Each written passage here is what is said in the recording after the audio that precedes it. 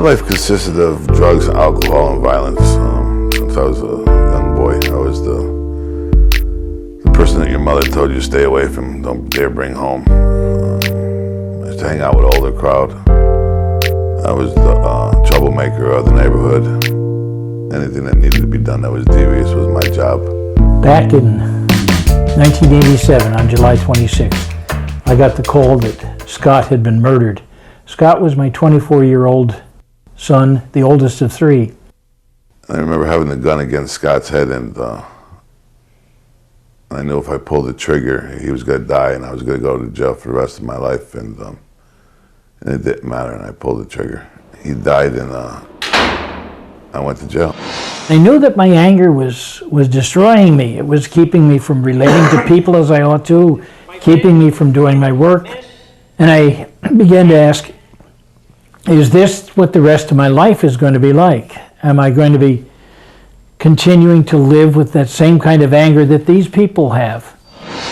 I got a letter in the mail, looked at the mail call. Everybody waits for mail call, and I looked at the return address on it, and it was from Walt. And I immediately flew off the handle and started yelling and screaming and swearing and ripping and running around, yelling and screaming, how dare him violate my rights? He has no business to contact me. When I struggled with what I was going to write to Mike about, I knew that God was prompting me to forgive him, but after telling him of all of the struggles I was going through in life, I want to thank you for what you said in court. And as hard as these words are to write, I forgive you. And believe me, those are the hardest words I've ever written because I didn't feel good about him. I immediately started crying because nobody in my life ever forgave me for anything I ever done, and nobody told me it was going to be okay. And he went on to tell me about God's love and why he was forgiving me, and that he couldn't be consumed with this anger any longer, and he wouldn't be able to do his profession and be able to help other people if he didn't forgive me.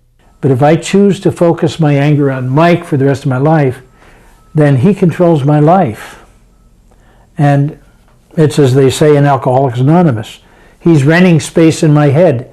It doesn't cost him a cent, and it costs me my life. But I wasn't sleeping well at night at all. I was in a dorm with 115 or 110 people, and I wasn't getting really no rest, and my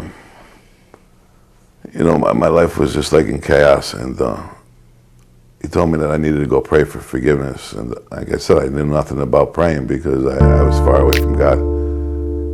So I got on my knees and I waited for everybody to go to sleep at night, and I kneeled down on my bed. I remember saying to God, God, please forgive me for what I have done. And I said a couple other things, and I heard a quiet little voice saying to me, if you like your life now.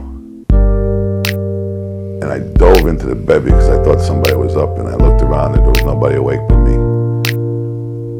I honestly could say from that moment on, my life began to get better. I started sleeping at night soundly.